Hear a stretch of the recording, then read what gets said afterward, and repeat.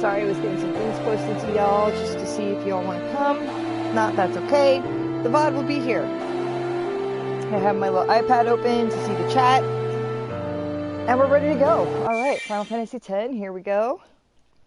When we last left our intrepid hero, he had just been kidnapped? Question mark? By a group of unknown people. I'm hesitant to call it kidnapping because really, he was already lost. So, picked up, absconded with, absconded by? I don't know. In any case, he has been, taken with some, random people. Not really sure who they are just yet. But yeah, so here we go. We're gonna see what's going on now. Why we are, where we are. What happened with that giant ball of water. And Auron being like, hey, this is your story. It begins here. Let's find out. And so here we are on this boat with these people who speak a language that we don't really understand yet. But oh, what's this? So, right here, this is a little book that we can pick up. And what does it do? Obtained Al Bhed Primer Volume 1. Okay. The secrets of the Al Bhed language are revealed. Y equals A. Wonder what that's all about. Introduction to Al Bhed. Find Al Bhed primers to help you decipher the strange Al Bhed language. Siktrandra Al Bhed Mikikikla. Pact Uvnilg. And I totally butchered that, but that's okay, because eventually we'll be able to understand it, so it's fine. Titus has achieved the rank of Al Bhed Hujela. Alright, let's go see what's up with these guys over here, shall we? I think we need to talk to Riku. And I totally just spoiled her name. Sorry about that. So as you can see now, some of these subtitles are getting translated. So we're going to try to find all 20. There are 26 of these little books. We're going to try to find all 26. And then by the end of the game, we'll actually be able to understand Al Bhed. It's pretty cool. I have no idea what that guy said, but he gave us 3 potions, so he's pretty chill. What's this guy say? Nothing we can understand. Still nothing we can understand. Alright, what's going on here? Oh, almost forgot. Whom I spoiled, her name is Riku. I'm sorry.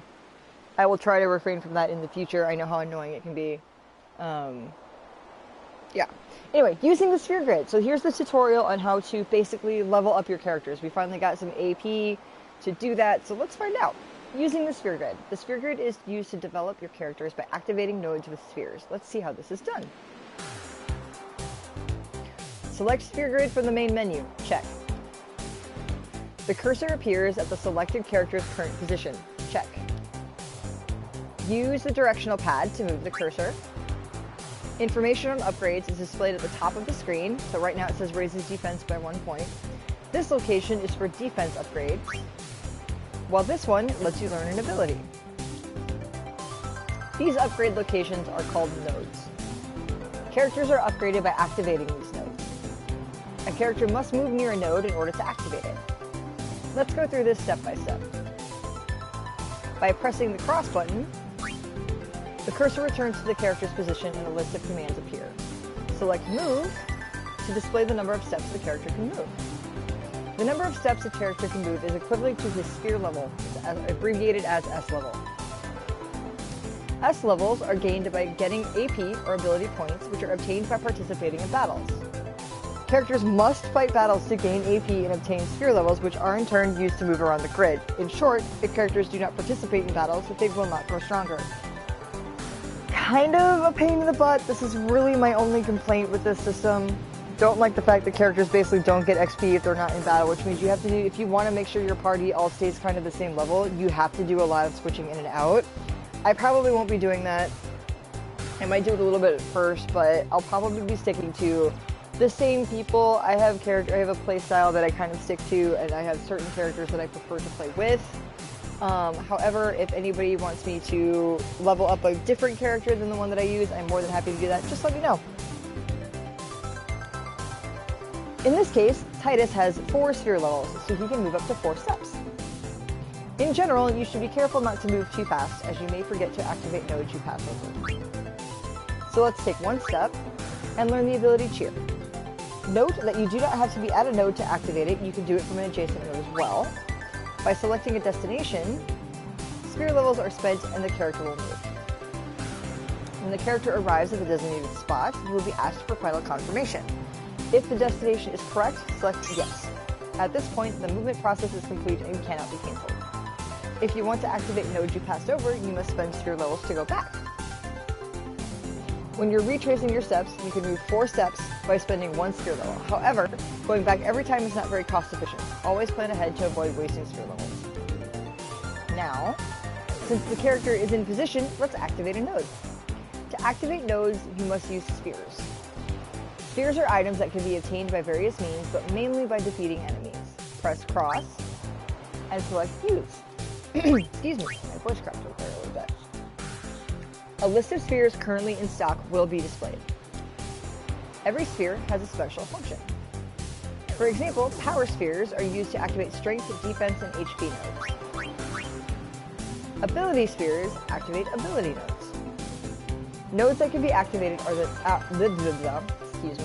Nodes that can be activated are the node at the character's current position and nodes directly adjacent to it. This means that nodes that are 1 step behind or ahead can be activated. And side note, I am going to say, if you are playing this game, I always highly recommend moving to the space that has the most number of nodes like surrounding it, so you can always get more bang for your buck. But I will show you that in practice when we get to that point. In this example, the only node that can be activated is an ability node, so only ability spheres can be used. When you select a sphere, the nodes that can be activated by that sphere at that position are highlighted. Ability spheres have been selected here, so only the ability nodes will glow. By selecting the node you want, it will activate, and the character will learn its ability. Note that 1 ability sphere was used during this process. Use the same procedure to improve the character's strength, magic, max HP, MP, etc. Power spheres, magic spheres, and speed spheres are needed to improve each corresponding stat. Also, every node on the grid can be activated separately by each character. This means that a character can reactivate a node already used by another character by moving to it and using the corresponding sphere. Note that locks cannot be opened at present. Another tutorial will become available once you are able to unlock them. Now that you know how to upgrade your characters, let's look at the other useful features of the sphere grid.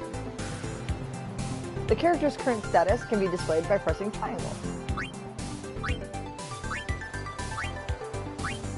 Menus there.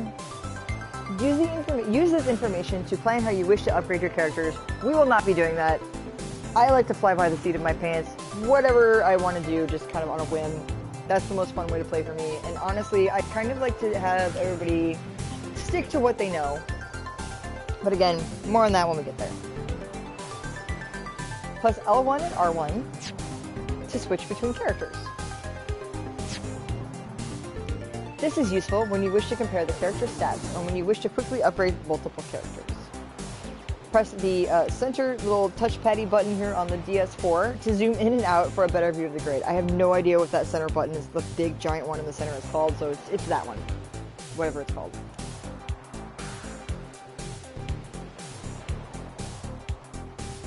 Zoom in and out. Alright, this concludes the Sphere Grid tutorial. Try improving Titus now.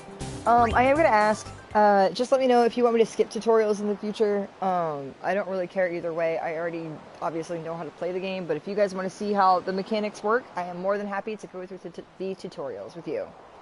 Alright, let's talk to Mysterious Girl again. We found some ancient ruins right beneath us.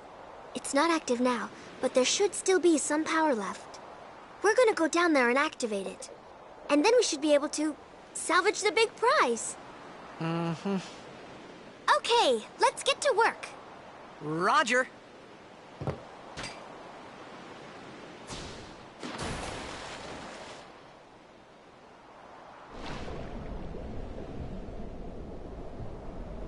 Yay, more swimming. So it seems like we've been kind of captured, kidnapped, absconded by whatever you want to call it, to some people who do like salvaging and stuff, so that's pretty neat. So let's dive down here, see what we got going for us, shall we? Just follow this chain here. continue to follow the chain here. All the way down. Looks like it's some kind of building. I wonder what the red lights are. I guess we'll see.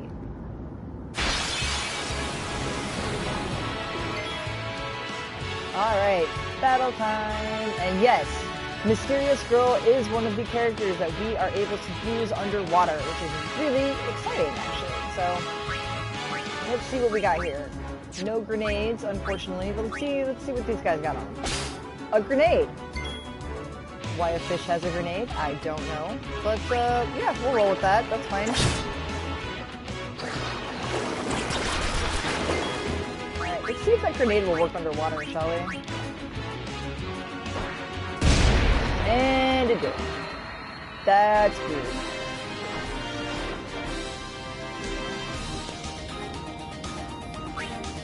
No AP earned, but we did get a speed here. Oh, yeah. Alright, hang on. Let's actually improve Tidus, like the tutorial told us to, because I totally forgot to do that. Alright, so this is the main menu. We have, here on the right, we have Sphere Grid, Items, Abilities, Overdrive, Status, Config, and Help. Help is basically where they keep kind of all the tutorials and stuff. If we ever want to go through and like reference anything. You know, it has like basic terms, so in case we need to like, and like, oh my god, I forgot what a trigger command is, we'll come here and we can figure that out. Status is basically just kind of a character's profile, so you have like their basic stats here, you got their abilities, skills, special, everything they can learn. Config is obviously the configuration. You can change the music, you can turn subtitles on and off. We're going to leave them on, just in case my voice is a little too quiet so you guys can hear better, or in case I accidentally talk over when somebody's talking, you can still know what's going on. We're going to keep names on so we know who's who. I'm turning the cursor to memory, just because that makes battles go by a little bit quicker. We're going to keep the help window on. We're keeping the Aeons on default, and you guys will understand what that means here shortly. We'll keep the map on the mini-map up in the left-hand corner, the upper left-hand corner there. We're going to keep that on so we know where we're going. And I am going to turn vibration on. That's for me. I think it's fun, so we're going to go with that. Overdrive, we'll get into later. Abilities was basically what it says on the tin. It's what your character can and can't do. Well, not can't do, just what they can do. Items is obviously where we keep all of our items. We can sort somehow. How do I do that? I don't remember how. Well, maybe I can. Maybe I can. Oh, there we go. Ah, figured that out. Sort, auto, that just sorts it. You have your equipment, everything we have, and then key items. Looks like we still have that withered bouquet and that flint. So it looks like someone put some heart and soul into making this withered bouquet, and the flint is used to start fires. So that's handy. And then Sphere Grid. Alright, so here we go. So yes, we have one sphere level that we can use with Mr. Tidus here. So we're going to move him up one. And we're going to use it. One ability sphere. And now Tidus has learned the ability Cheer. Hooray! And what this does in battle is, when I use this, this will give me a little bit of a strength boost and a little bit of a defense boost. You'll see me using this a lot during boss battles. And like I was saying during the tutorial, what you kind of want to do when you're doing your sphere levels here is you want to move to whichever one is best, whichever one has like the most nodes surrounding it. So for instance, if I had a couple more sphere levels here, I would move to this one, not that one, this one, so I could activate here and here, and so on and so forth. So yeah, that's just how I like to do it. So I'm getting one more like sphere per like level, and generally speaking, if I can't do that, I won't level up. But we'll see how it goes for now. So yeah, that's the Sphere Grid. Zoom it out. Whoop, wrong one. Also wrong one. Here we go. Zooming out, zooming out. And this thing is huge, and yes, it is possible to have all of your characters go through this entire thing over the course of the game. My original save file on my PlayStation 2 memory card that I don't think I actually have anymore, unfortunately, I had over 100 hours in this game. I believe the timer itself caps out at 100. but I'm not sure. I don't actually remember. I just know I had over like 100 hours put into this game, and most of it was attempting to fill this whole thing up for Yuna and a couple of the other characters we'll see later on.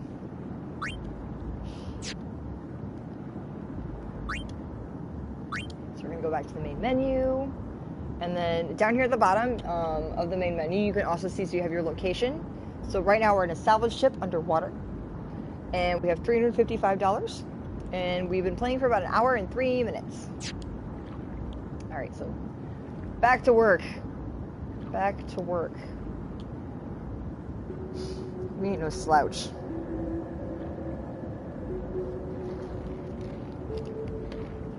Definitely some kind of ruins down here.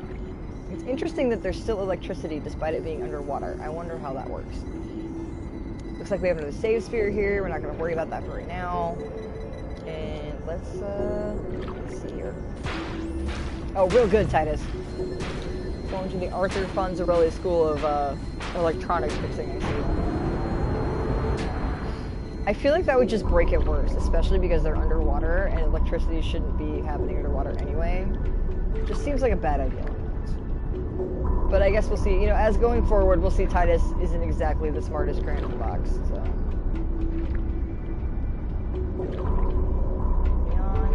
then, whoops. I'll point it out later, but up in the left-hand corner, we had the mini map, and there was an X that had our destination, so, which is really handy. Alright, so let's see if we can steal another grenade from some fish. Fish grenades! Attack. And these guys are a little bit more hardy than the ones we had before, which is interesting. Despite being the same kind of weirdo piranha fish. Got an overkill there. And I like to steal from these guys to get as many grenades as possible because they are super handy for some of the battles coming up.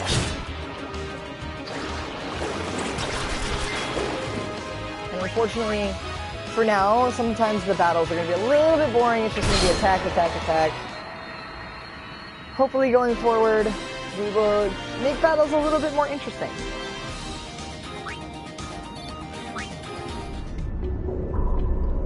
Alright, so yeah. You can see up there in the left-hand corner, there's a little purple flashing X. That is our destination. We want to go there. I'm going the wrong way. One of the things that I do have a complaint about this game is that when the camera angle changes like this, it can screw up your control screen. So sometimes you end up going backwards when you need to go forwards. So we're going to examine. We're going to punch some more electronics because, you know, that's how we fix them. No, like, legitimately, that's how we fix them. So.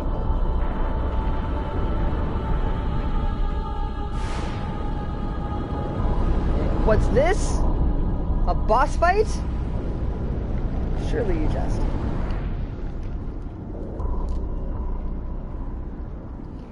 Alright. Surely, obviously that giant monster that was lurking around in the red lighting isn't gonna... Oh no, it's attacking us, of course it is. Alright, so let's see what we can steal from this weird octopus-looking thing. Got a grenade. Slap us with some tentacles. That's alright. And this is called Tros or Tross. Not quite sure how to pronounce that one, but that's alright. We're gonna get that a lot in this game, unfortunately. I'm gonna just be like, I have no idea how to pronounce this, so we're just gonna roll with it. Despite being a game that has voice acting, you would think. Goodness.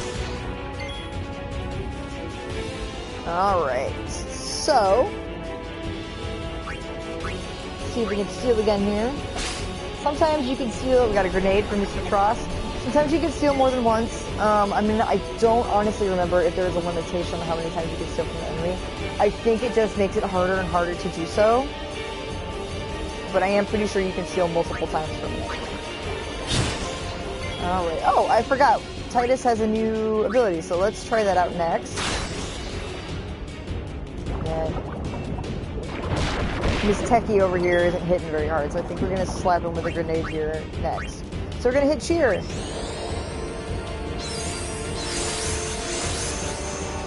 There we go. Alright. Use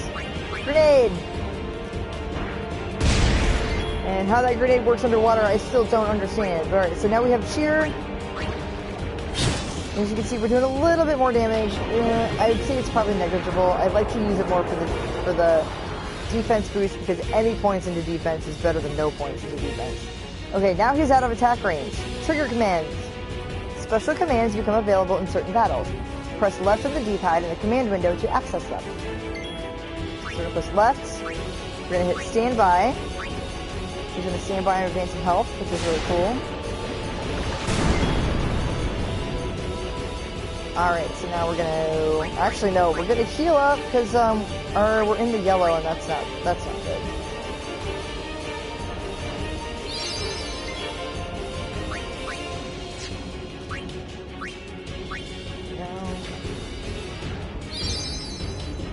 Alright, so we should be good to go now, and because we used potions that last round, it bumped us up to give us an extra turn. So, we can do this.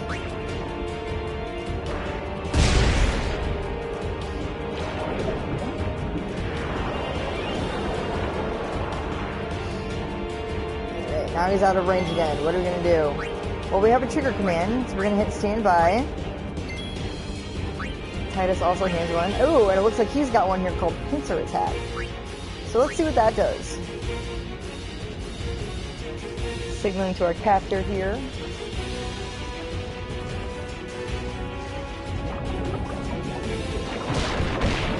Ditch slap us with some tentacles again. Now we're in the yellow again, but I think we're gonna risk it. We're gonna slap him with a grenade here. We're gonna attack. One more grenade for our last one. Yay, we did it!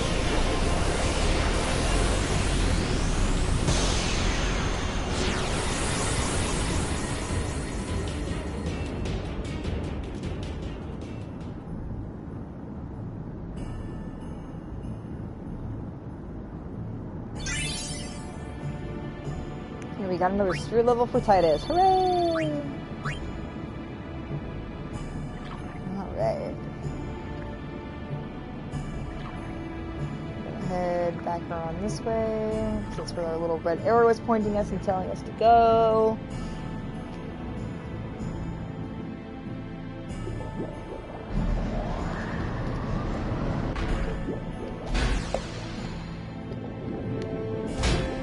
Thor's looking at me like I'm a crazy person because I'm talking to myself here.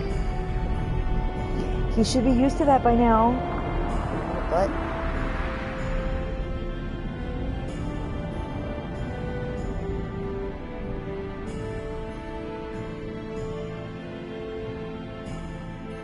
alright.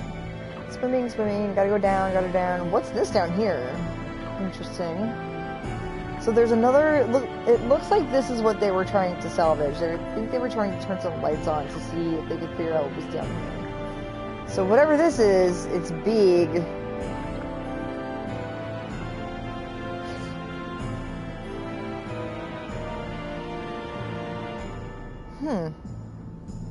Interesting.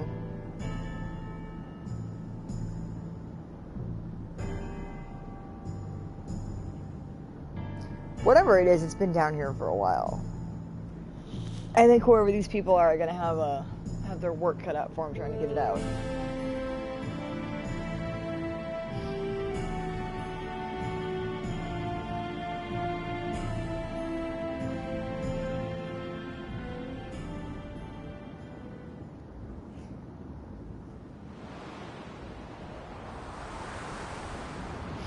Back up top.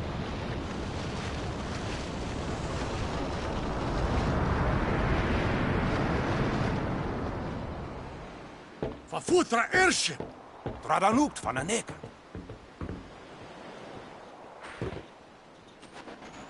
Shaking off like a puppy. Hoof, roofdu, tungadib.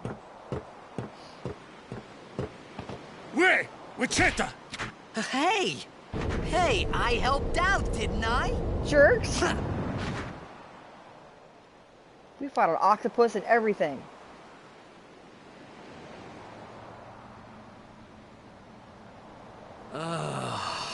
Hungry. Girl, me too. Whoa!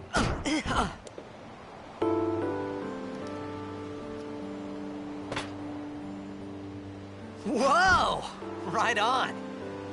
Man, back in the PS2 day, that food looked so realistic and delicious.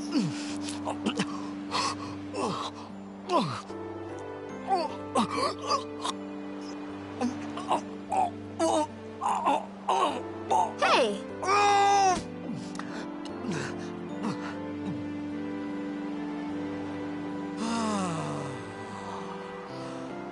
It's 'cause you eat too fast.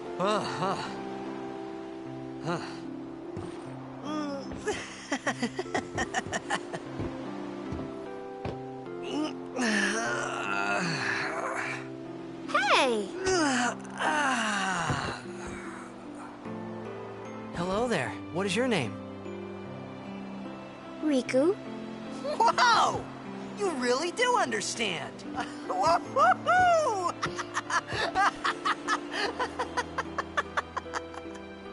Huh? Why didn't you say so earlier? I didn't get a chance to.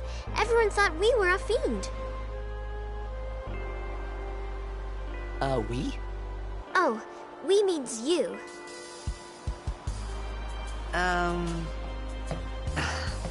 Who are you guys anyway? We're Al Bhed. Can't you tell? Wait, you're not an Al Bhed hater, are you? I don't even know what an Al Bhed is. Where are you from? Zanarkand. I'm a blitzball player. Star player of the Zanarkand Abes. Did you hit your head or something? You guys hit me? Oh, right. Do you remember anything before that?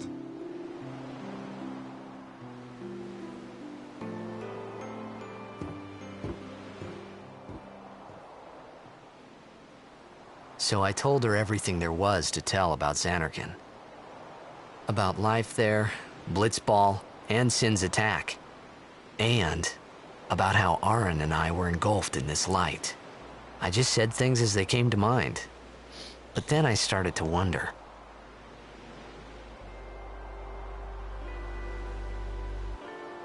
Did I say something funny? You were near Sin. Mm-hmm. Don't worry, you'll be better in no time. They say your head gets funny when Sin is near. Maybe you just had some kind of dream?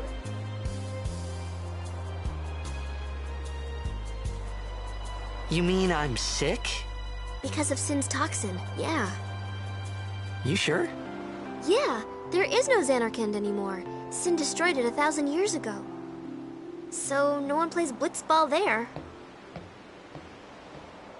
Huh? What do you mean, 1,000 years ago? But I saw Sin attack Zanarkand. You're saying that happened 1,000 years ago? No way! Alright, well that's a lot to take in. So apparently we've time traveled 1,000 years into the future. Interesting. We've also learned that these people that have absconded with us are known as Al Bhed, and apparently they're not very well liked, although we don't know why yet. I mean, you know, I guess if they're in the habit of kidnapping people to make them work for them, then I guess that's kind of understandable. But Riku seems nice. So, you know, they can't all be bad. Alright, let's go over here and save really quick.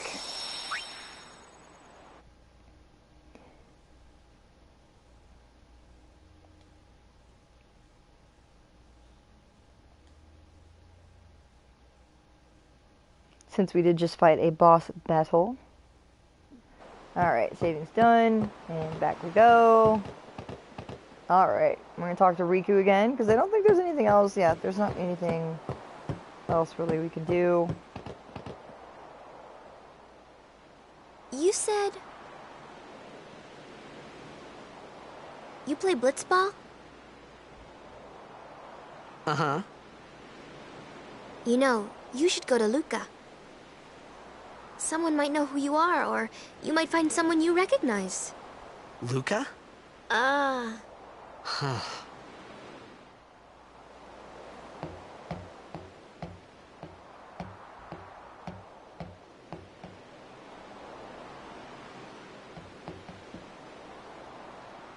Okay, leave it to me. I'll get you to Luca. Promise. You'd rather stay here? Okay, I'll go tell the others. Wait here. Oh, and one thing. Don't tell anyone you're from Zanarkand, okay? Yevon says it's a holy place. You might upset someone. Oh,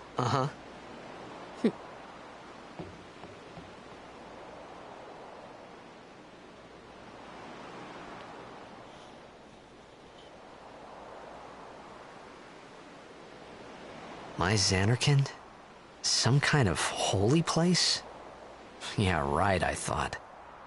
Since when? Yevon? Sin? Luca? I thought Sin just took me to a faraway place, that I could go back in a day or two.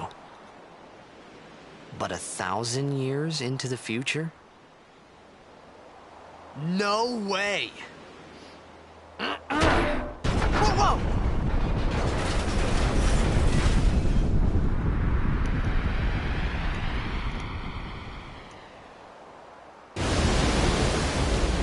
Uh-oh. What's going on?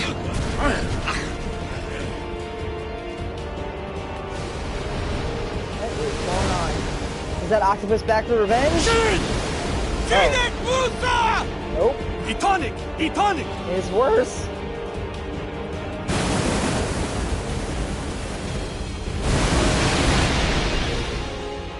Whoa! Ah!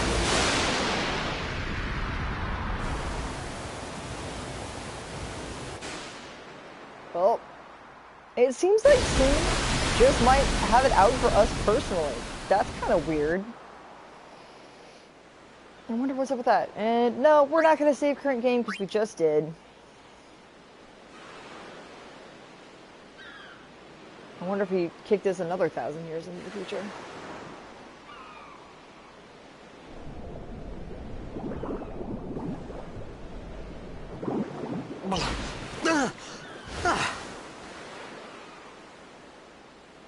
Riku!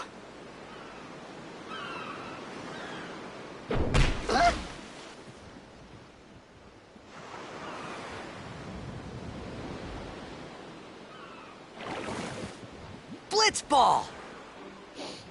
Hey, you okay? Titus is a simple man. Hey!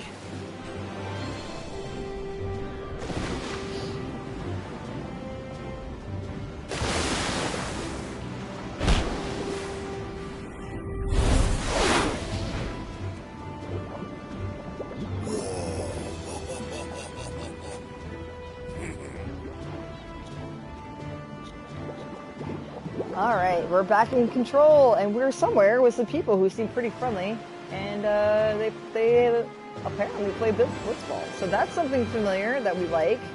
We're gonna come down here because there's a secret down here. And over here we have a chest with the Moon Crest. Now this isn't gonna come into play until much later in the game, but I wanted to grab it now so I wouldn't forget about it later.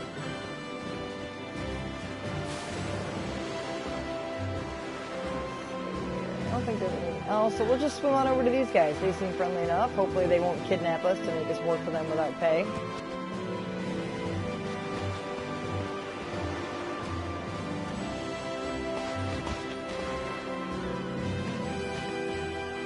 Yo!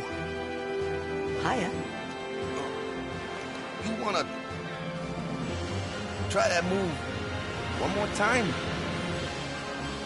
Finally. Things were starting to look up.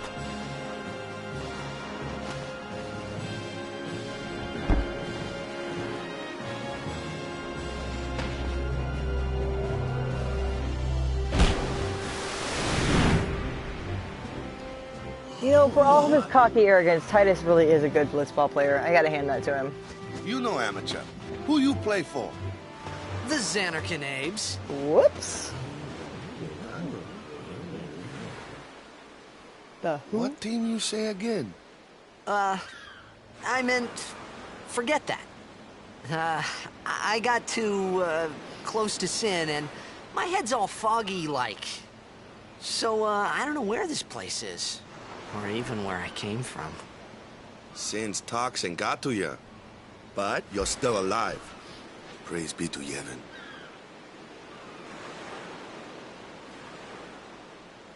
All right, back to practice. I'm Wakka, coach and captain of the Besaid Aurochs, brother. What, you hungry? Okay, back to the village. I'll get you something. Alright. So, these are the Besaid Aurochs. Aurochs, however you pronounce that word. You just said it and I already forgot how to pronounce it. Whoop, whoop. But yeah, these are the Besaid Aurochs, so let's talk to them, see what they have to say before we go follow Wakka to wherever he's going to take us. No, I'm not going to try to do a Jamaican accent. I'm really sorry. It would be really terrible. Just a bad idea all around. But that shot was spectacular, brother. Wish I could shoot like that.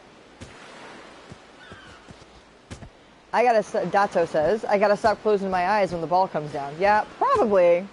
Although you seem to be doing alright just so far, looking at me and hitting the ball in the head. That's pretty talented, gotta say. Like, watch him. Watch him here. See? He's not even looking at it. Good job, Dato. We're proud of you. Oh, and then he smacks himself in the face with it. Sorry. Alright, who's this guy? This is Letty. I can head the ball pretty good. Today's just a bad day, yeah? Not sure what that means. I think it's probably a soccer term that they appropriated. Bota says, I really want to make Cap and Wakka proud at this year's tournament. So it looks like they're practicing for some kind of tournament. Probably, well, not some kind, a blitzball tournament. And Keepa, hey, I admit it, we're not the best blitzers in Spira. Well, that's terrible. Have some more confidence in yourself, guys. You seem to be doing okay so far. Okay, well, maybe not. This guy back here, Jasu, falling on his butt. Oh, he gave us some potions, and I totally missed what he said. Let's see what he says here. Jasu says, Cap and Wakka's waiting for you. You better get going, yeah? And then I think he said something about there being fiends on the road before he handed us potions. Sorry, didn't even realize he was saying something different there. I just went over there to check his name. Let's see if anybody else is saying anything else here. Dato says, you being a blitzball player is probably what saved you out there. The best players, they can hold their breath like forever. So that's an interesting bit of world building here. That's why the blitzball players in the very beginning were able to play and not drown, because they're literally holding their breath for that long. Unbelievable, I know. But it's pretty cool. I wish I could do that. And then Letty here says, this is really weird, yeah? I could do 5 in a row yesterday. I mean, again, you seem pretty talented since you're looking at us while you're doing it, but whatever, dude.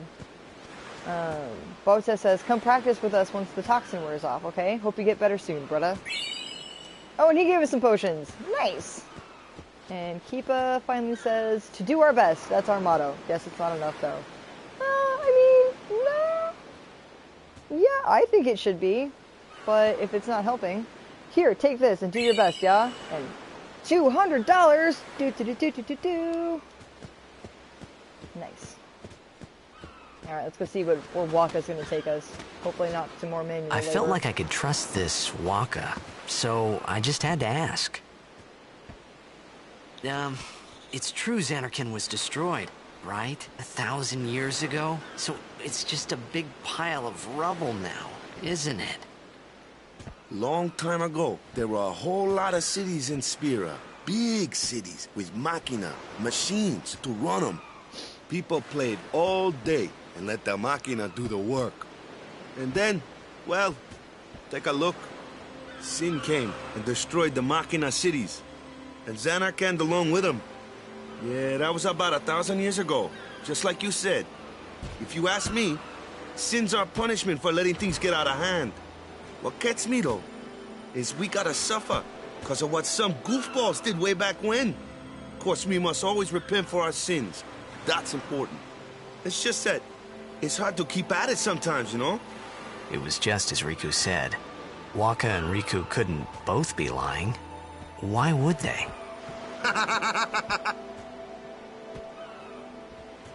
But you from the Zanarkand Daves, that was a good one, huh? Hey, I'm not saying that team never existed, yeah? Haha, but you gotta figure, a team living in luxury like that be pretty soft, eh? I appreciated the fact that Waka was trying to cheer me up. But at that time, all I could think about was everything that happened to me. All this started with Sin. Maybe if I could find Sin one more time, I could go home.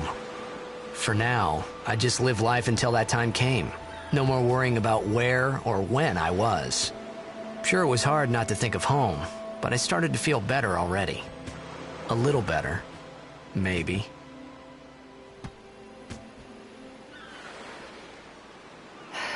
You gotta hand it to Titus. He's taken this pretty well. Like, it's definitely not easy, kind of being torn from your home and thrust into this new world, whether it's in the future or it's someplace where somewhere else in the world that you've never even seen or been to before.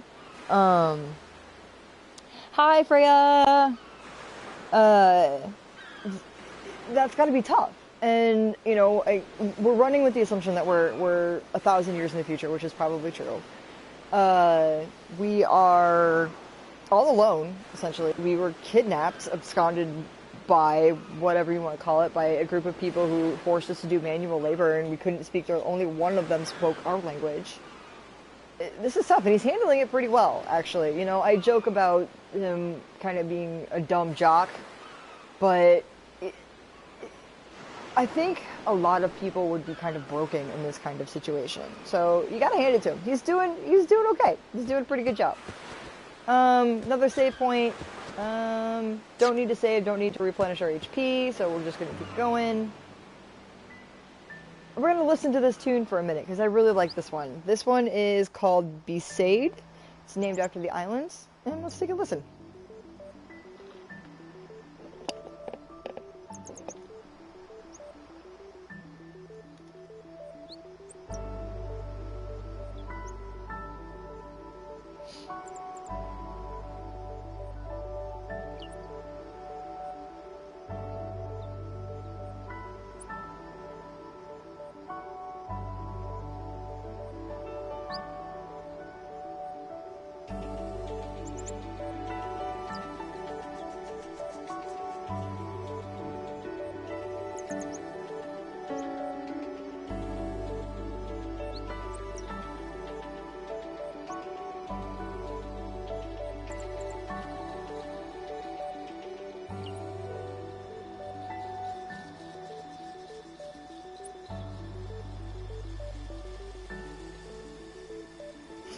Alright, here we go.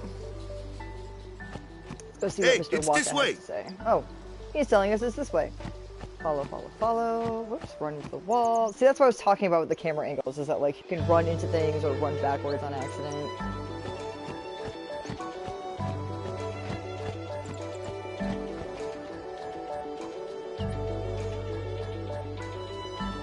Huh? I love this part. And boop! In you go!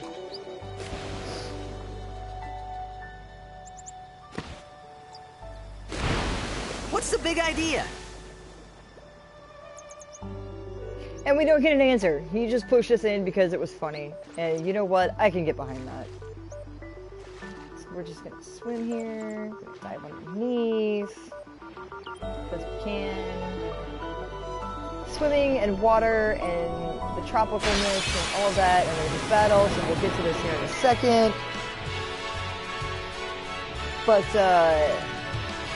God, he sounds so young. Yeah, he does.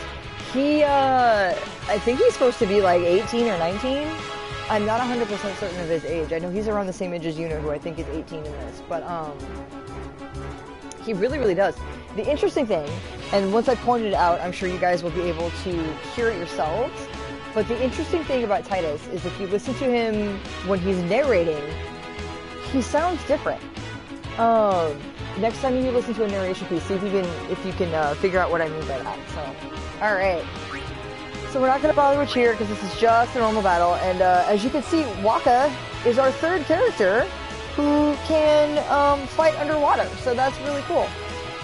And his weapon is a Blitzball, because his life is just Blitzball and Jesus. Well, not Jesus.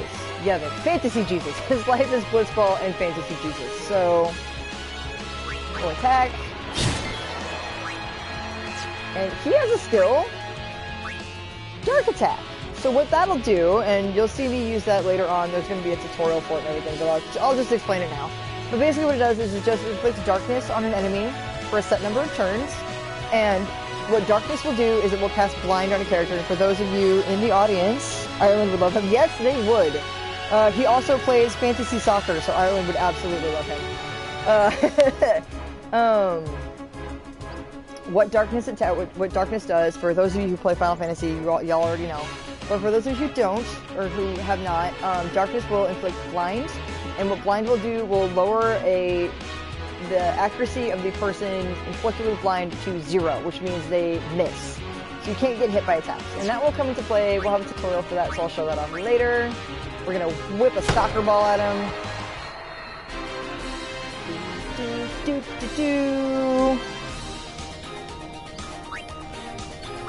Alright, we got like nothing from that battle, but that's okay.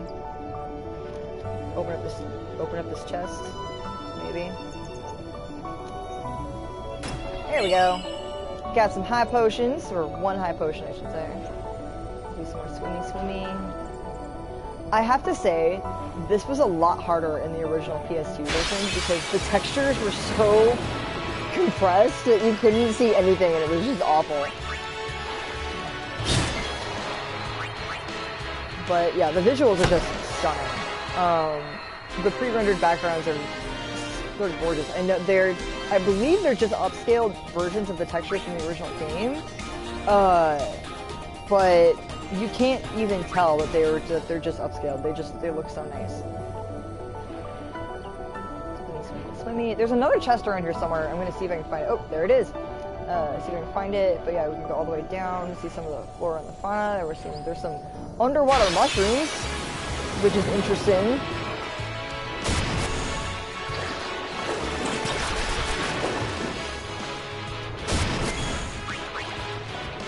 Kill these fish.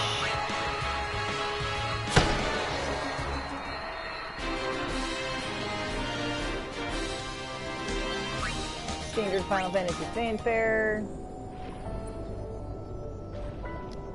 Which I catch myself humming at work whenever I complete a task, which is really funny. Only like 2 people that I work with understand what it's from. Everybody else is just like, what are you doing? Alright, 2 antidotes, and what antidote is for the status affliction poison, which knocks off set amounts of HP. Antidote obviously is the antidote to poison. And yeah, these are just simply called piranhas. Obviously. Got some basic battles going on here, I think just to knock Wakka's AP up a little bit. Because he's at 0 for his AP level. Continue swimmy.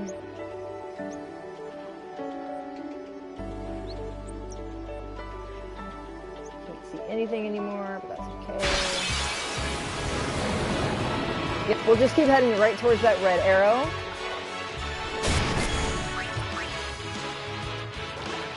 Keep killing some piranhas. Like, in our defense, they totally started it. Like, we're just trying to swim along here. We're not looking for a fight or anything. So here's the interesting thing about overdrive. So you can see how Tidus's overdrive gauge is completely filled. And I could, use swordplay on this little guy, but the neat thing about overdrive is you can save it. It will continue through battle. So basically, once we're out of this battle, we go into the next one, his overdrive gauge will still be filled. You will see me a lot saving these for boss fights to do big burst damage at the beginning of boss fights, which helps make boss fights go a little bit faster depending on the fight. So we're just going to save it because we have that option. And I believe this was the first Final Fantasy that actually let us do the option of saving what is normally called a limit break. Limit break, overdrive is the same thing. You might hear me use the terms interchangeably in this game. But previous games, you didn't really have a choice. In Final Fantasy VII, you had to use it. Final Fantasy VIII, you got the choice of whether or not you wanted to use it, but it would only work when you were in quote unquote like, oh, what is it called? It's like disaster mode or catastrophe or something. Basically, you were very, very low HP, and that was the only time your limit break would trigger in Final Fantasy VIII. So you had to be close to dying in order to get the trigger, which was not fun. The complaints from that led to Final Fantasy IX, where the limit break would trigger automatically, and you had no choice; you couldn't save it. And so complaints from that led to this, and now you can just save it for whenever you want to use it, and it is super nice. Yeah, exactly. Yep. So, yep. Referring to Final Fantasy VIII, yeah. So technically, you could save it at the risk of your life, and it was almost never worth the risk. But there were times where it would trigger, and you just wouldn't. You wouldn't just use it right away. Unfortunately, so you couldn't do things like save it for a boss battle. So I really like that about this system.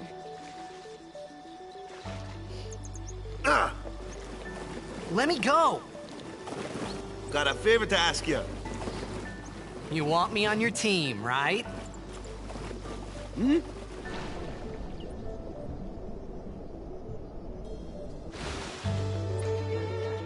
A major Blitz tournament's coming up. All the teams in Spira will be there. It's so huge, I'm sure someone there will recognize you. Then you can go back to your old team, right? It'll be fun. What do you say, huh? Come on, come on! Sure thing. Dude, our team is gonna rock, eh? And yes, for the curious, that is Joe DiMaggio, aka Bender, as Wakka. I thought then that Blitzball and Sin were the only two things that Spira and Zanarkand had in common. I wasn't too far off either.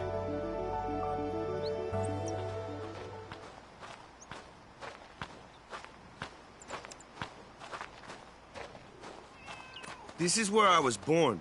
I started Blitz when I was 5. I joined the Aurochs at 13, 10 years ago. 10 years, and we never won a game.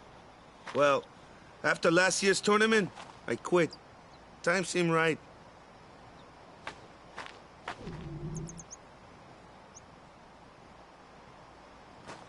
You can hear Titus's stomach growl there. So, after quitting, I got this new job, yeah? But every time my mind wandered, I thought about the game. 10 years without a single win will do that. My first match last year was my big chance. But something else was on my mind. I couldn't focus. Nice excuse. Hey, hey! So, you want to win the next tournament? Go out with a bang. So, what's our goal? I don't care how we do. Long as we play our best. If we give it our all, I can walk away happy. No. If I say, what's our goal? You say, victory! When you play in a Blitzball tournament, you play to win. Victory? You're serious?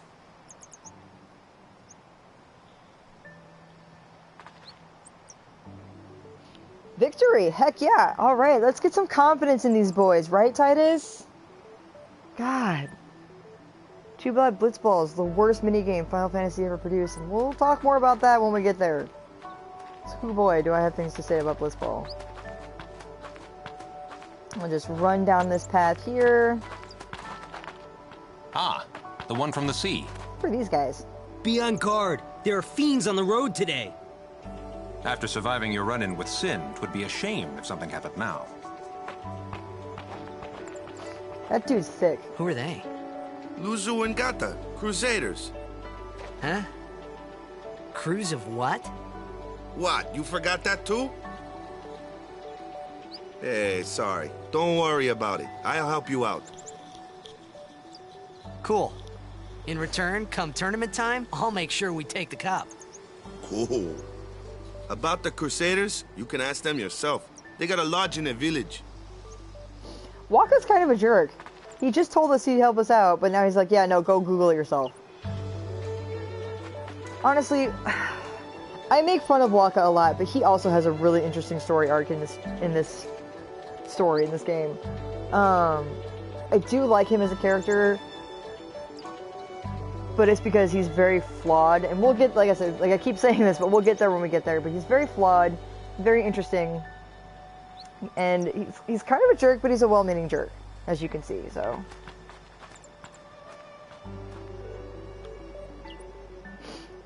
Alright, welcome to Besaid Village. Besaid Village. They got any food there? We'll get you something over there later. Take a look around first. Let's see. The Crusaders' Lodge is over yonder. Luzu and Kata are usually there.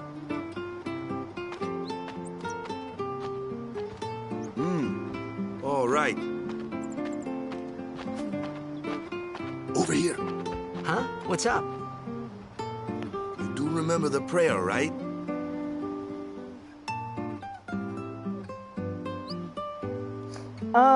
Do we remember the prayer? I mean, we don't know any prayers. We're not particularly, we've never heard of Yevon before. We've never heard of any of that. So, I don't know any prayers. I don't know any prayers. Of course I'd never prayed before in my life. Not that he would know that. You must have forgot or something. Here, I'll show you.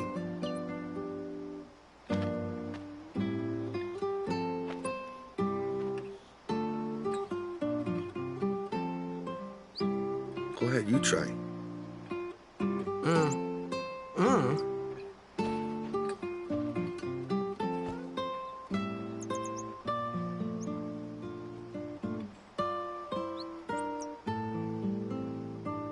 Not bad. Okay, now, go present yourself to the temple summoner. Any blitzball player would know that prayer. It was the blitzball sign for victory.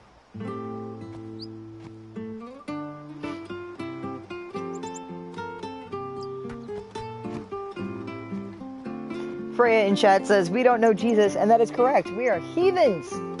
Filthy, filthy heathens who use a prayer, apparently, as a sign for victory in blitzball? What's up with that? Things changed in 1,000 years, I guess. Anyway, yes, welcome to Besaid Village. This also has one of my favorite tunes. We got to hear it a little bit during that cutscene, so I won't pause to listen to it right now. But I really actually prefer the arranged version of this because it's got that acoustic guitar, and it just fits the music a little bit better, so. We're gonna steal this. Got a Phoenix Down, and Phoenix Down, excuse me, for those that don't know, Phoenix Down will bring you back to life once you're KO'd. It's basically you lose all your HP in battle, use a Phoenix Down, you get right back up, usually at a very, very low amount of HP, so you want to make sure you can heal right away after using one, but, you know, it's better than leaving your character dead, so let's go explore Besaid Village a little bit. Go barge into some houses here. Time-honored JRPG tradition. Alright. You're the guy from the sea, right? I heard about you from Sir Luzu. And he just repeats that. Odd clothes you got. What land you from? This your first time to Besaid? We don't get many strangers here. I remember every visitor we get. Besaid's devotion to the teachings of Yevon is commendable. Still, there is much for a priestess such as I to teach them. And she just repeats that. And here, I'm gonna run back in here really quick because I love the world building in this game. Just all the little things like in these people's houses to show like what kind of life they live. You got your fishing nets here. You got like an anchor over there. You got some fishing harpoons and more nets over here. So clearly Besaid is like a fishing village. I mean, I suppose that would be obvious since it's an island and all, but like that's got to be their main form of like food. And you can just see what kind of life they live, especially because this lady's not wearing any pants. What's up with that? Put some pants on, lady. All right.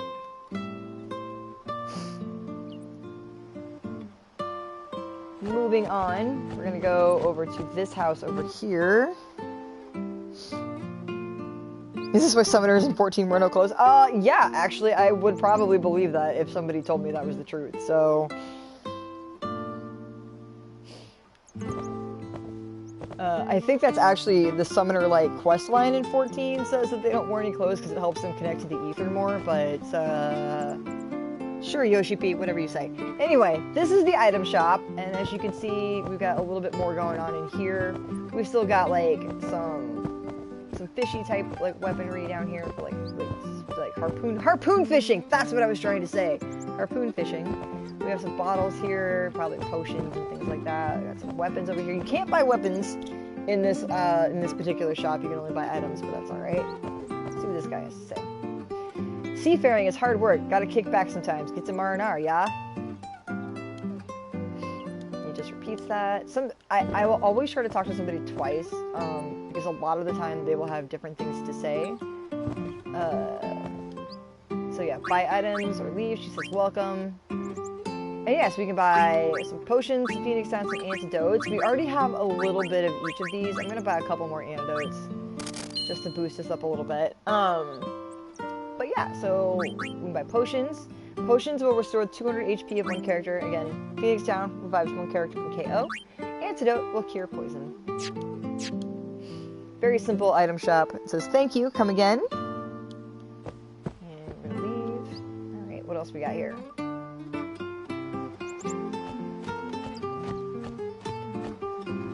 Alright. And this is Wakka's house. So it looks like he doesn't really do much in the way of like fishing. So he's probably not, you know, like a person who goes like a sailor. That's the word I'm looking for. I can't talk today. I probably shouldn't have streamed. I'm sorry. But we do have like some pots and some pans. Looks like something's cooking on the stove over here. We are hungry. Can we eat this? No, we can't eat that. Okay. So let's see what Wakka has to say.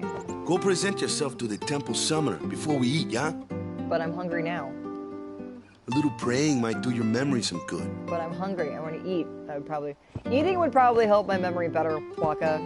Jerk. Alright, whatever. Moving on. We're not going to go in here just yet. We'll go over here to this house. Titus has a really goofy run cycle.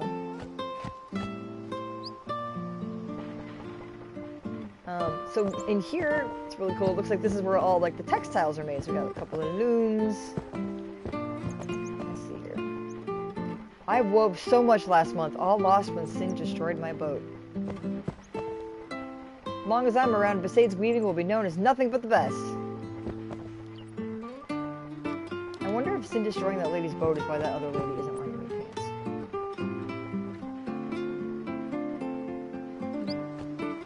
Let's see what this guy has to say. The Besaid fabrics they make here are famous all over Spira. If I buy cheap and sell high, I'll be rolling in gil in no time. That is how capitalism works. He just repeats that. What about you? What do you got to say? Since toxin? Nah, you don't look sick. You must not have breathed in much of the stuff, yeah? Guess being a Blitz player means you can hold your breath pretty good. I wanted to be a Blitzer way back when, I just couldn't hold my breath. So apparently holding your breath is key to being a Blitzball player.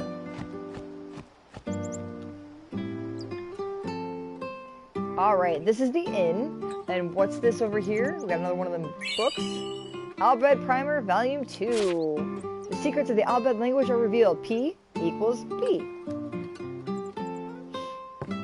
Let's see, before we talk to these two guys, let's go over and see. Kitty! We can't pet the cats though, guys. I'm sorry. 0 out of 10. Worst game ever. I know.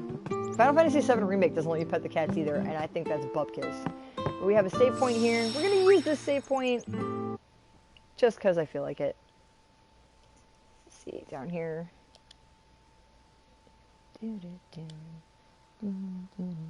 I pet them. I can't pet them. I'm sorry. I wish we could. This is the worst game ever, I know. I traveled Spira looking for a land where nobody had heard of Sin. I gave up looking. I think it's for the best. Oh god, the way her hair clips. So, it sounds like Sin is just all over Spira. Like, so, and you just gotta think about it for a second. Like, how horrible must it be to live in a world where all you know is that tomorrow you could wake up and everything you know and everyone you love could be destroyed in an instant? It's really scary to think about. Like, think it like the trauma these people must be living through. And look, we have a cameo from Wedge from Final Fantasy VII. I had a run-in with Sin's Toxin 2 before, you know? I'm a lot better now, but things were pretty bad for a while. Couldn't remember who I was or where I came from. Scary, yeah? Man, I nearly cried, and that's the truth. I got better, but only after praying at the temple a lot. So I guess we need to go pray at the temple. Maybe that will help us travel through time? I don't know. Because, like, here's the thing. It's entirely possible, too, that, like, that whole opening sequence was just a hallucination we were having. I mean, we've been having some pretty crazy dreams since this whole thing started. You know? So... Hey, you! You were attacked by Sin, right? Recently, was it? I think so. So, Sin can't be far, right? You're not hiding anything, are you? Why would I? If Sin's nearby, it'll attack the island for sure. But it hasn't. I wonder why. I'm sorry. I really don't know anything. To tell the truth, I don't even know what the Crusaders are. You're kidding, right? Sin, the toxin. Gotta tell him who we are. Yes, sir! The Crusaders are sworn to battle Sin.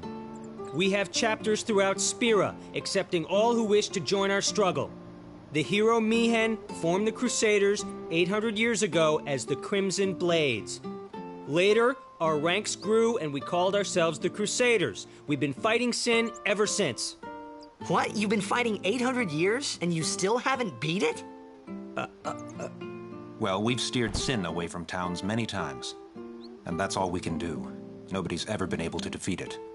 Our mission as Crusaders is to protect the temples, towns, villages, and people of Spira. So, then whose job is it to defeat Sin? Is Sin's toxin really this bad, sir? It does seem rather bad. We could just tell you, but I think it better for you to try and remember. Go pray at the temple. Perhaps Yevon will help you regain your memory.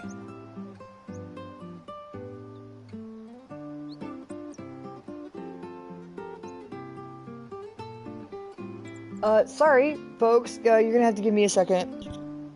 An old friend of mine from high school just donated $100 to my GoFundMe for Byakko.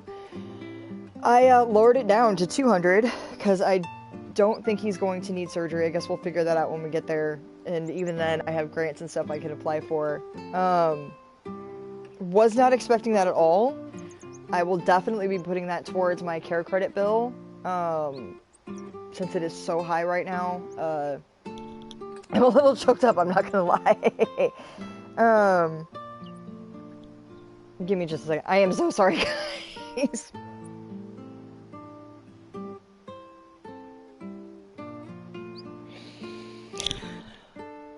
Okay, so we got some exposition there. So it looks like Sin has been doing this for about 1,000 years, ever since Zanarkand was destroyed 1,000 years ago. And the Crusaders were formed to fight Sin. And these two guys are part of it. Sorry, yeah, I totally forgot what they were saying. Okay, we're gonna move on. You know what? We're gonna move on. We got some exposition. You guys heard it. That's what's important. If you have any questions about what they said, just let me know, and I'll try to answer them without spoiling to the best of my ability. Yeah, alright, let's see what else they have to say here really quick. But soon, we may be able to finally defeat Sin. We've got a plan, one that'll go down in Crusader history. We've been excommunicated from Yevon. We must go, now. Everything is riding on our last battle. So that's very interesting. They've been excommunicated from the church. The entire, he doesn't mean just him and Gata. He means the entire Crusaders. That's not very clear in what he's saying, but he means all of the Crusaders, this group that has been formed to fight this terror, this eldritch horror that terrorizes their world, has now been excommunicated from the church, which, as you will see, this isn't really, I don't feel like this is too much of a spoiler, but as you will see, it kind of permeates the entire, this is fantasy Catholicism, and much more so than Ishgard, for those of you who play Final Fantasy XIV. And it permeates the world. So being excommunicated from the church is a really, really big deal. So whatever they have done either was really bad or well, it's probably just really bad because they got excommunicated. Yeah. So moving on. This is just the innkeeper. She'll just, if we talk to her, she will just ask, "Do you want to sleep?" I'm like, "No, not really." So, the Crusaders Lodge is open to guests. Take a rest? Nope, maybe later.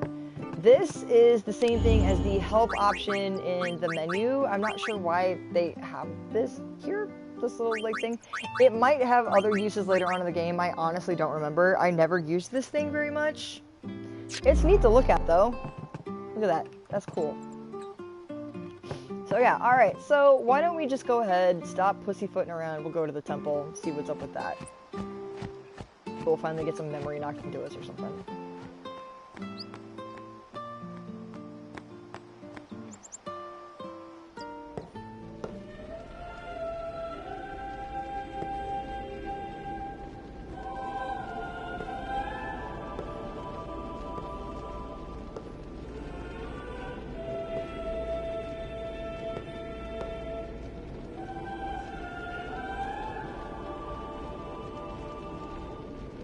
It was then, standing in that place,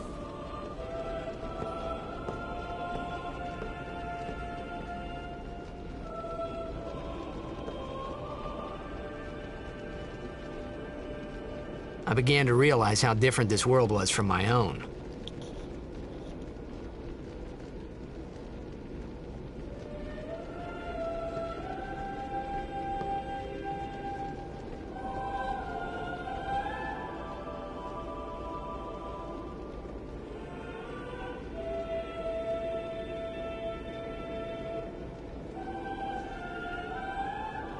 Alright, so this song that's playing in the background is called The Hymn of the Faith, and I'm actually going to pause here for a second and kind of tell you guys about it. It's one of my favorite leitmotifs, I think is the word I'm looking for, in the game. And it is representative of the Church of Yevon, and the lyrics are as follows. Ieui, Nobomeno, Ren Miri, Yoju Yogo, Hasate Kanae, Kutamae. I'm reading this from the Final Fantasy Wiki because they could say it better than I could. The words are comprised of Japanese syllables, but they are arranged in a way that they do not form Japanese words. However, by reading the words in a different direction, they form Japanese lyrics which match the original melody. Japanese was historically written vertically, with each sentence read from top to bottom, and the sentences arranged from right to left. Read in this manner, they reveal Japanese lyrics in 2 verses. Reading instead in the Western style, with each sentence read left to right and sentences arranged from top to bottom, gives the lyrics above, which are the lyrics heard in the game. Reading vertically in the Japanese style, the lyrics can be translated in the following manner, which matches the song's melody. Inorigo, yume miyo, ebonju, inoreyo, sakae tamae, hate naku, which translates as, faith, dream, you Yevon, pray, please grant prosperity without end. It's a really nice, again, another really nice piece of lore building. It's a hymn that you will hear people singing through the game. You hear them in the churches all the time. There are special places where it plays, which we will come to see here soon. And I'll explain a little bit more. About the Hymn of the Faith going on, because it is actually very integral to the plot of the game. And it's very pretty, and I catch myself humming it every now and then, just because I like it.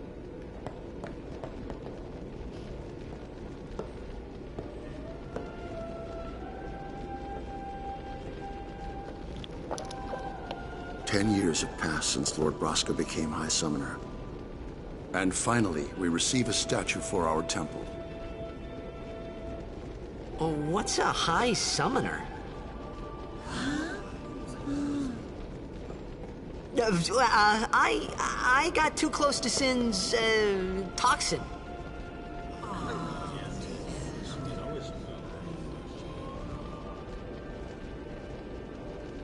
It was funny hearing myself make the same excuse over and over. Funny, and a little sad.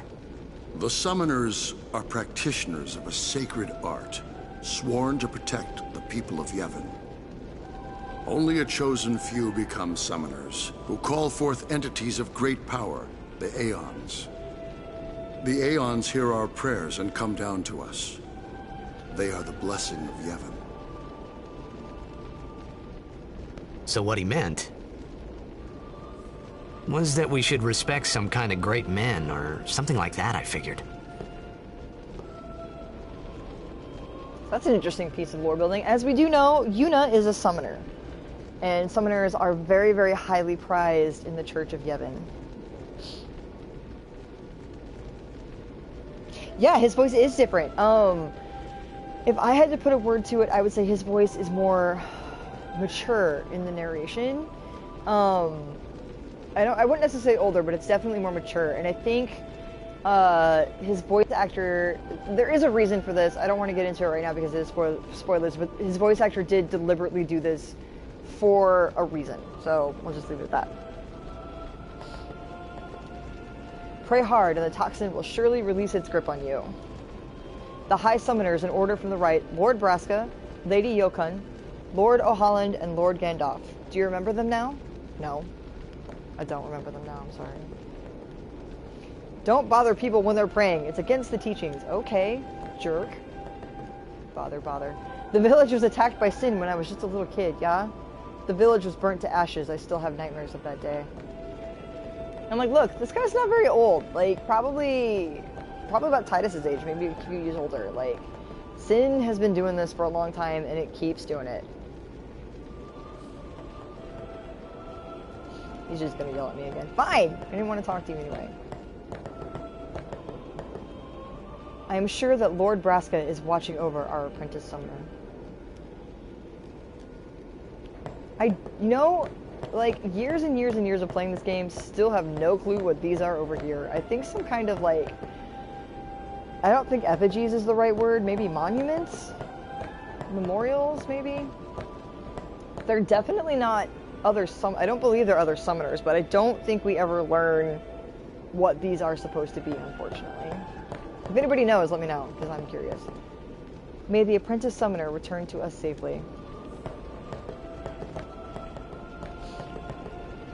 High Summoner Gandalf, give us your blessing and watch over my family.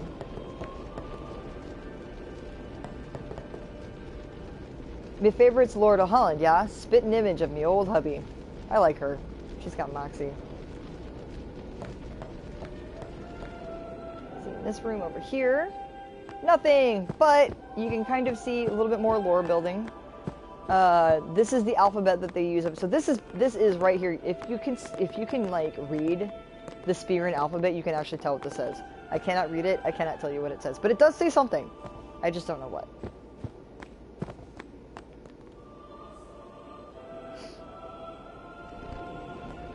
And there's another room over here. We'll go explore over here real quick. Ooh, somebody to bother. Even searching the scriptures of Yevon, I have found no cure for Sin's toxin. May the blessing of Yevon guide you to health, friend. So it seems like everybody's pretty cool. I too will pray for the blessing of Yevon to shine upon you. Like, everybody seems chill. Like, so why did they excommunicate the Crusaders? Like, that's just, I don't know, man. Crusaders must have done something real bad. Alright. Let's go up here and see what's... Oh, okay, never mind. Only sworn guardians may approach the Cloister of Trials. Whatever that means.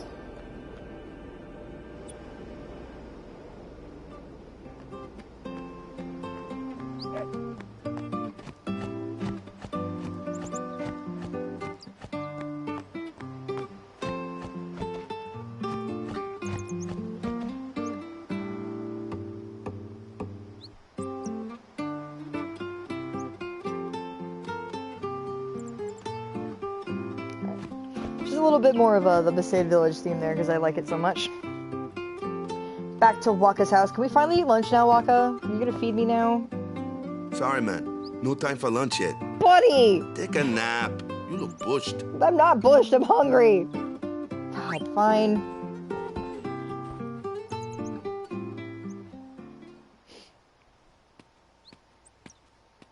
You could at least go see how they are doing. We can't interfere. It's a rule. But it's been nearly.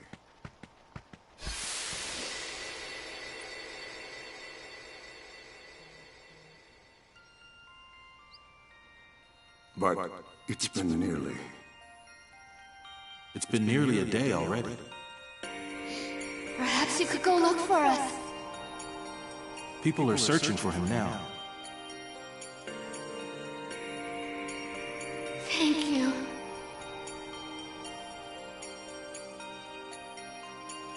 Who cares whether he comes back or not? But he might die. Fine, let him. Do you hate him so? But if he dies, you'll never be able to tell him how much you hate him.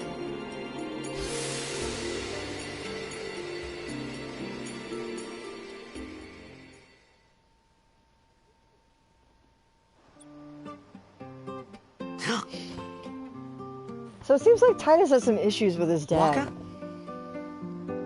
Don't we all, though? I mean, really. No, that's a joke. I'm sorry. that was uncalled for. I apologize.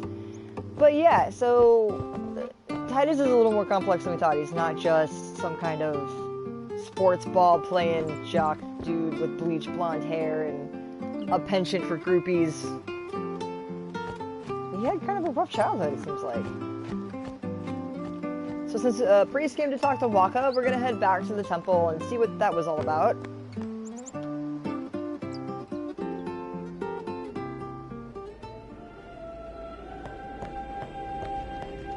Is something wrong? The summoner hasn't returned from the trial. Eh? Well, apprentice summoner, really. Huh? There's a room in there called the Cloister of Trials. Beyond is where the apprentice summoner prays. If the prayer is heard, the apprentice becomes a fully fledged summoner. Remember? So someone is in there somewhere and they haven't come back out. Right, I got it. A day's already gone by. Is it particularly dangerous in there? Sometimes, yes. Why don't you go in and help? There's already guardians in there. Besides, it's forbidden.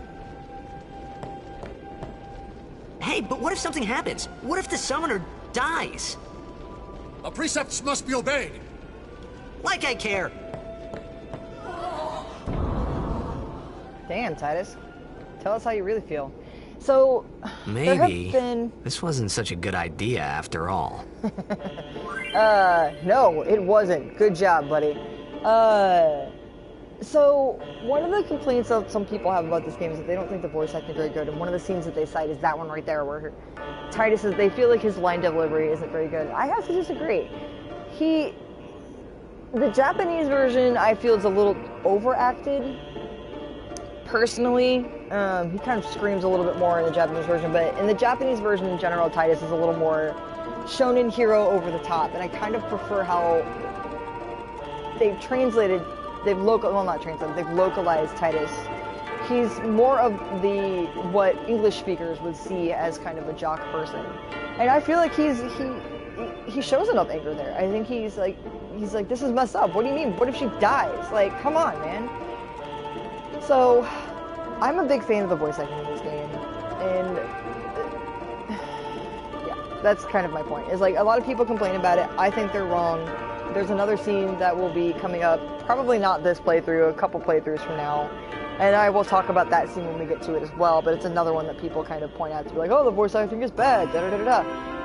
The problem that we have with the voice acting in this game, these are all very talented actors. The problem is they tried too hard to match the lip flaps. And going forward after Final Fantasy X, after Square Enix kind of got into the groove of having voice-acted video games, they started reprogramming the lip flaps to match the English version. And if I understand correctly, they started recording the voices around this.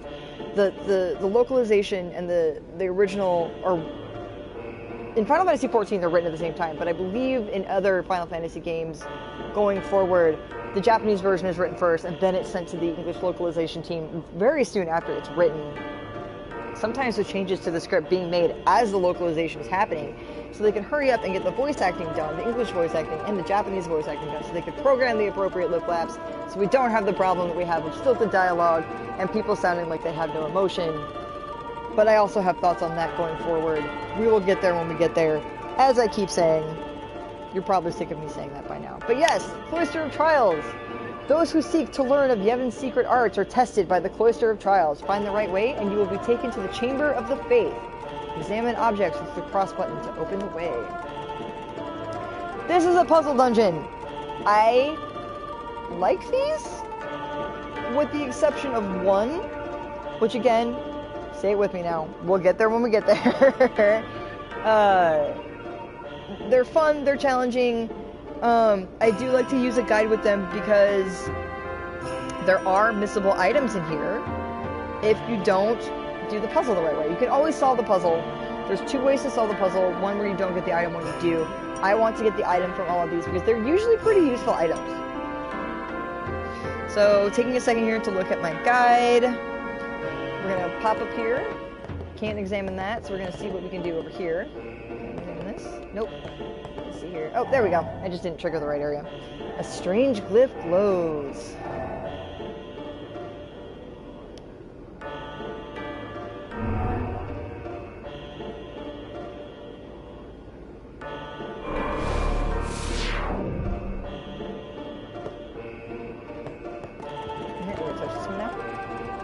Glyph glows on the wall. Touch glyph. Because that's what we're about. We're just going to touch everything we can in this sacred time. Because that's how we roll in Zanarkand, damn it. Alright, what do we have here? You must use a sphere to get any further. Glyph spheres, the green ones, open the way to the Chamber of the Faith. Destruction spheres open the way to hidden treasure. It seems that the Besaid spheres are also necessary. So we're going to take this glyph sphere here. I said we're going to take, thank you. Remove the glyph sphere. You can carry only one sphere at a time, despite having pockets and two hands. That's my other complaint about these puzzles. You can only carry one at a time when it makes absolutely zero sense. From a gameplay standpoint, I understand. From a realism standpoint, it makes no sense and I hate it. My immersion. Anyway, moving on. We're going to go down these stairs now to this door, and we're going to put... The door seems to be locked by an unseen force. You see a sphere-shaped recess. You are holding a glyph sphere. We're going to insert that sphere. Yay, the door opens. And we're going to take the sphere. The glyph sphere set here. We're going to take it. Removed glyph sphere. We're going to come down this way. Stick it right in here into this wall. You see a sphere-shaped recess. You're holding a glyph sphere. Insert sphere. The wall opens up. Now in here, we have a destruction sphere. We're going to leave this alone for now. We don't need it quite yet. We're going to come down here now. We have a little pedestal here that's kind of embedded into the wall. We're going to come over here. This one? Not this one. Alright, we're going to come back over this way. See, I'm trying to do the Besaid Shrine I have done so many times. I'm trying to do it from memory. So we're going to touch this one now. Touch symbols. Because again, that's how we roll in Zanarkand. And down here, we have a nice glowy sphere. This is a Besaid sphere. You found a Besaid sphere. A Besaid sphere is set here. Take a sphere. So take that. Goodbye, glowy bits. We're going to come back around this way. We're going to just set it right here in this pedestal. You see a sphere-shaped recess. You're holding a Besaid sphere. Insert the sphere. Insert a Besaid sphere. Lo and behold, the wall has opened up. Titus is going to push us in a little bit. However, we're going to ignore this for now. It says move the pedestal set with a sphere to the correct place. If you move it improperly, step on the shining glyph. You can kind of see it. Excuse me, I had too much root beer with dinner. You can see it shining down there back towards the wall. Step on the shining glyph to return the pedestal to its original place. We're going to ignore this for a second. We're going to come back down around this way. And we are going to grab the destruction sphere here. We're going to take it. We're going to come back down around this way. We're going to go down here. And we're going to put the destruction sphere right here where this little hole in the wall was.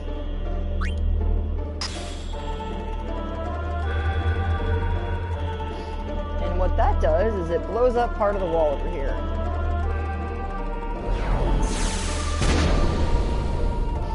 Revealing a treasure chest.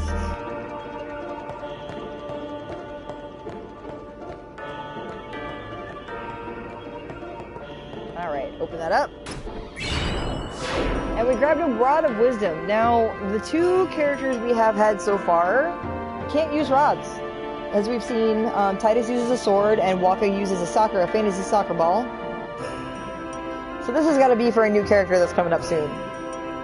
You can obtain hidden items by using destruction spheres. And with that done, we're all done with the Besaid here. So we're going to come down here, we're going to push this into place. Really easy, just push it forward. It's actually really hard to screw this one up. Hey! What's gotten into you? Hey, it's okay. Only summoners, apprentice summoners, and their guardians can enter here. It's a tradition, very important. So what about you? We've already said fuck tradition. Me? I'm a guardian. A guardian?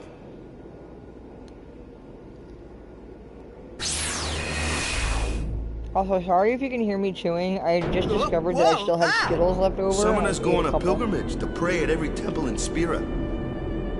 Guardians protect them. The Guardian's in there now.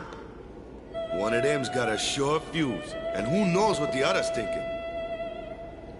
Well, now that we come this far,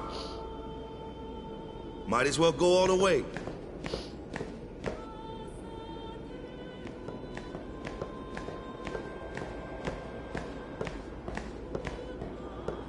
What are you doing here? Didn't think we'd be able to handle it. No, it's just... See, I told you she gets mad easy.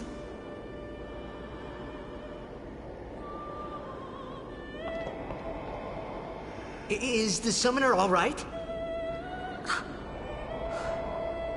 Who are you?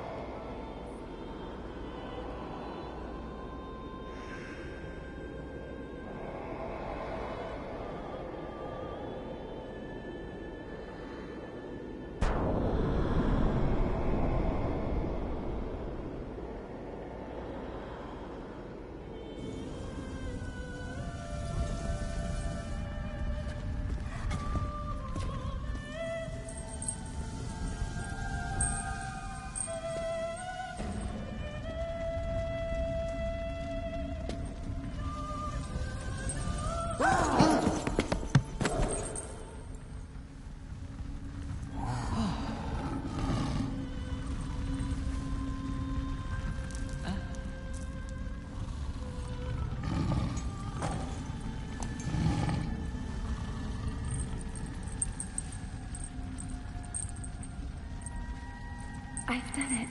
I have become a summoner. Yuna! We stand Yuna in this house.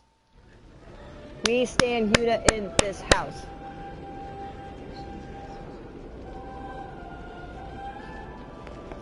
Man, was I surprised. Sorry. And here I was thinking summoners were all old geezers.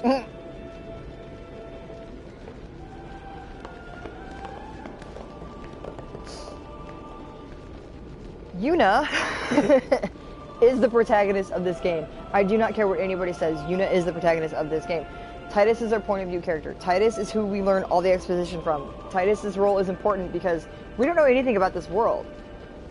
So any exposition needs to come naturally. Otherwise it feels forced. It feels, and it's, I wouldn't say bad writing, because you need, when you're dealing with fantasy settings, you're dealing with settings like this, you need to be able to explain to people what's going on who have no idea. So having a point of view character like Tidus, especially one that you control and you're basically inserting yourself into, well, over the course of the game, you are learning as Tidus is learning. It feels much more natural. However, that does not make him the protagonist. That does not make him the main character. Yuna is the main character. This is her story. Tidus says that Tidus is narrating. Tidus says this is his story. I don't agree. I just don't. And Yuna is one of my top 3 like Final Fantasy like lead heroines. Her journey is wonderful. Her journey is amazing. She's an amazing character. She's also somebody that people decry the English voice acting for, and like I said earlier, part of that is the lip flaps. Part of it is also just her personality. Hetty Burris, her voice actress, is extremely, extremely talented. Hang on, Thor's chewing on something he shouldn't be chewing on. That's my hair tie. You can't have that. Give me that back. He will chew that and swallow it and then throw it up later, and I do not want to deal with it. Anyway, Yuna is she's in my top 3. The 3 they switch from blah blah blah, like the order switches, but she is in my top 3, and it's because her journey is so good, and I will elaborate more as we continue through the story, but I feel like her character arc is one of the best written in any Final Fantasy game, quite possibly any video game I've ever played, because she goes from one end of the extreme to the other, and it's such a wonderful journey to be a part of, and I'm just really glad that you guys are coming along this journey with me. So, let's go see what the big deal is all about. Putting your transgression aside for now, let us celebrate the birth of a summoner.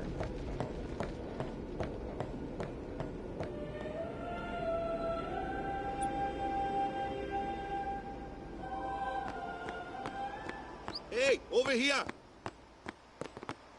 What's this Hroth daddy got to say? And yes, this is the basis for the Hrothgar in Final Fantasy XIV. There's Ronso right here. We will learn more about him coming up soon.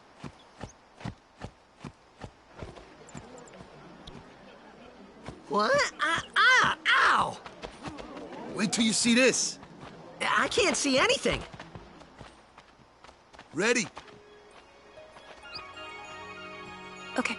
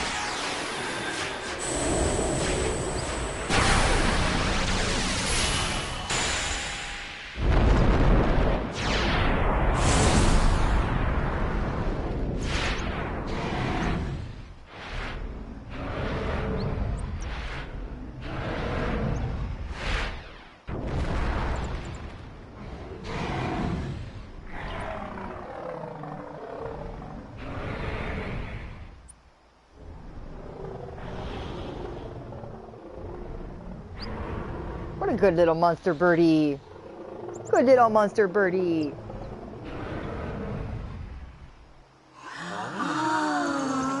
She has a friend, yeah! And is a good friend. She's a good friend. We love good giant bird friends in this house. I had never seen anything like it in my life.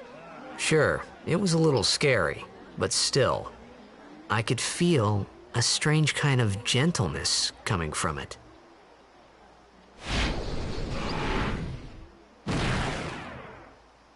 Alright, so in Final Fantasy X, we can rename our summons. These are the only things we can rename other than Tidus himself. I did ask Jeeps, who technically this LP is for, what she wanted me to do, and she told me to just go with whatever I felt, so I'm just going to keep the original names, mostly for simplicity's sake. Yeah, just for simplicity's sake, just so I'm not confused when I'm trying to refer to them in the future, whether or not I need to. So yeah, so this is Valfor. She is a bird. Yes, Valfor is a female. And she's a flying summon. We love Valfor in this house. We love a lot of things in this house. I remember that night we talked for the first time. I didn't know it then, but after that night, everything changed. For everyone. For me. Tidus has a crush.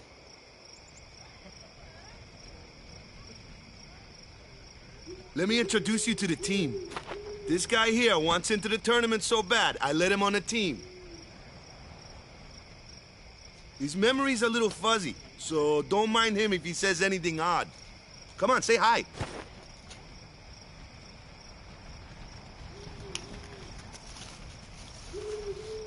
Hi guys.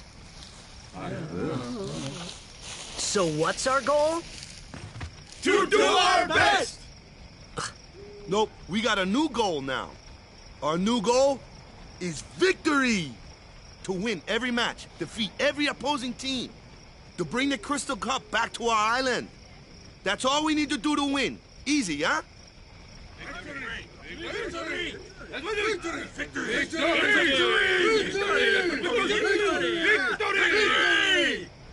Victory! Victory! Victory! Victory! Victory! Victory! Victory! Victory! Victory! Yeah!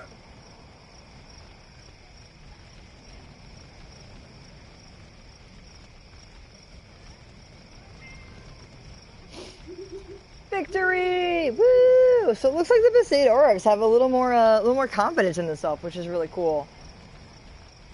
Let's see what they have to say. All right, here's Keepa. Keepa, hit the other team hard and make it easy on the goalkeeper. Yeah, yes. The goalkeeper is named Keepa.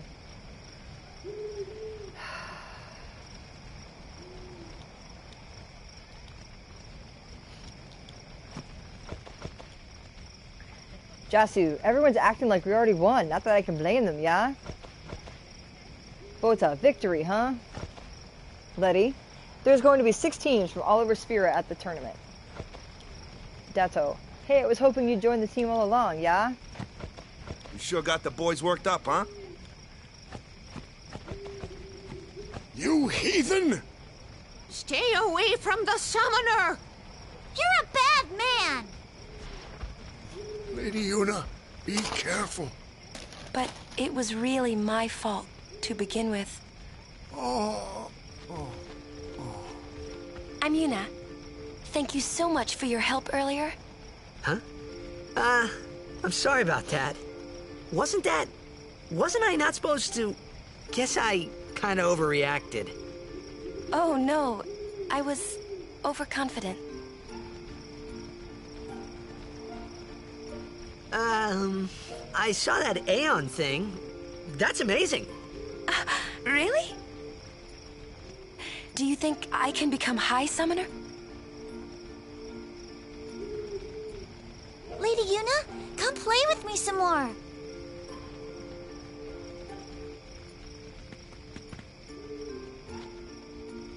So, tomorrow then. Tomorrow? We're going on the same boat, aren't we? Oh, really? We can talk more. Huh. You can tell me all about Zanarkand. She's cute, yeah? Yeah, she is. We're just gonna say yes, because we love Yuna. We love Yuna. Don't get no ideas. No promises there, big guy. Hey, but what if she, comes on to me? That's not going to happen. If you get tired, let me know. I had a bed made for you.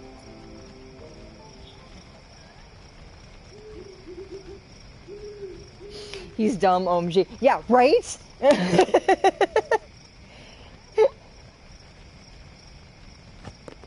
Stay away from the summoner! Well, okay then. I just wanted to say goodnight to Yuna. Jeez. Alright, well, let's go talk to Waka. Ready for bed? Good. Sleep tight. Let's get some shut-eye. Still haven't eaten yet, if anybody's noticed. We're just gonna starve Titus to death, it's fine. And yeah, I pronounce his name like 3 different ways, and I apologize for that. There is no one set way to say it in English, unfortunately. Different games have different pronunciations, so I just say whatever comes to mind. And another dream. Oh look, it's Yuna. Where's that boat? Everyone will find us if it doesn't come soon. You really sure this is okay? Would you take me to Zanarkand? Hey! You said you'd go with me! Oh, hey, Uh-oh. I thought Waka told you not to get any ideas. He did? Yeah, so you're coming with me. Hey, stop dreaming! You with a woman? You can't even catch a ball! Oh, what's the matter? Gonna cry again? Cry, cry. That's the only thing you're good for. I hate you. Huh? What'd you say? You have to speak loudly. I hate you! Huh? That's the spirit. You can do it. Yeah, Jack is kind of an asshole. He's dead, okay? Dead. Is Riku wearing pants? Yes, Riku is wearing pants. I promise. She's wearing like a skin-tight, like, wetsuit. He does look a lot like Chapu.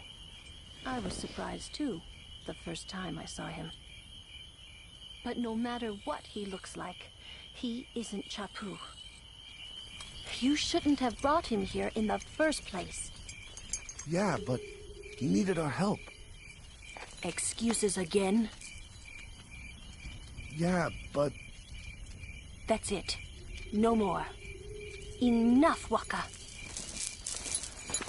She looks like she's got a strap over her crotch. Yeah, she does. The coloring on it isn't very good.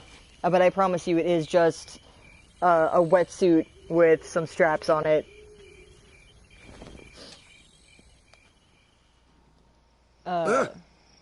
Scary.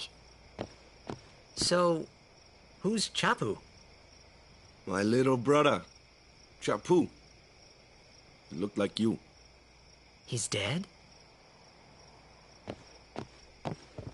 He was with the Crusaders when they fought Sin last year. He didn't make it. I first heard on the day of the tournament. Oh, so that's why. I became a guardian to fight Sin, yeah? Revenge, then? That was the idea. I'm more worried about a stupid game now than avenging my brother. Well, after the next tournament, I'll be a guardian full-time. I know it kinda looks like I'm using you, but I'm not. Don't worry. I mean, I owe you a lot. Even though you haven't fed us yet. You really helped me out, you know? What I mean is...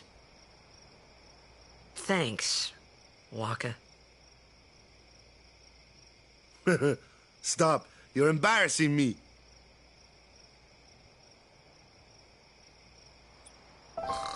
Lulu's voice is not what I expected. Yeah, she has a more, like, matronly voice. You look at her character design, you kind of expect something more, I think, femme fatale. Like, you're thinking more, you kind of expect something more like, I guess a good example for people who have played, like, the Avengers video game or, like, watched Avengers Assemble is, like, Laura Bailey as Natasha Romanoff, who gives Natasha a very femme fatale, kind of low, like, sexy voice, but Lulu has more of a big sisterly, like, matronly voice, and I think that works really well for her character, as we will see going forward. Interesting trivia about her character design, too, as well. Tetsuya Nomura, the character designer for Final Fantasy X, who is responsible for all of the zippers and belt buckles and just nonsense that these characters are wearing,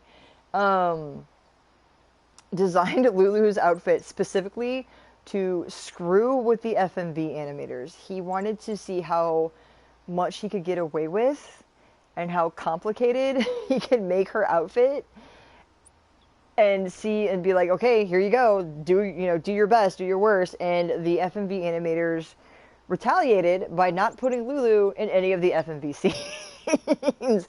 She is barely in any of the pre-rendered cutscenes, which is a shame because she's probably my second favorite character in this game. And I used to actually roleplay her way back in the day. If I'm playing anybody from Final Fantasy X now, it's going to be Yuna. But, yeah. So, basically, Lulu has so many belts because A, Nomura loves belts, and B, he wanted to, quote-unquote, challenge the animators. So, I think that's a pretty interesting bit of trivia there. I think for now, we are actually going to end stream here. I've been streaming for about a couple hours now.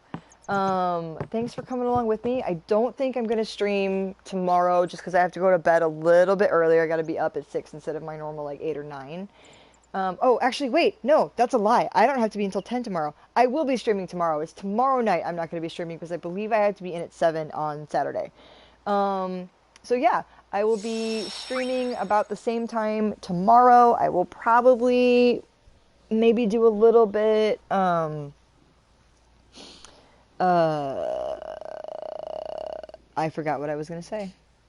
I don't know. Well, I'll figure it out tomorrow. But I will probably be streaming tomorrow, just for a little bit. Yeah, tomorrow I have to be in at 10. Saturday I have to be in at 7. So I probably will be streaming tomorrow, but not for very long because I have to go to bed a little bit earlier. Anyway, moving on. That said, thank you for joining me tonight. I really appreciate it. For those of you watching the VOD, thanks for taking the time. And yeah, we'll see you at the next one. Bye.